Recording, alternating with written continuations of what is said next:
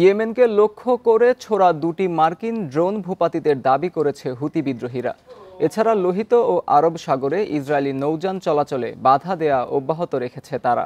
মঙ্গলবার এক বিবৃতিতে গোষ্ঠীটি জানায়, ইয়েমেনের সানা, সাদা ও মারিব প্রদেশকে লক্ষ্য করে 17টি MQ-9 ড্রোন ছুড়েছে যুক্তরাষ্ট্র।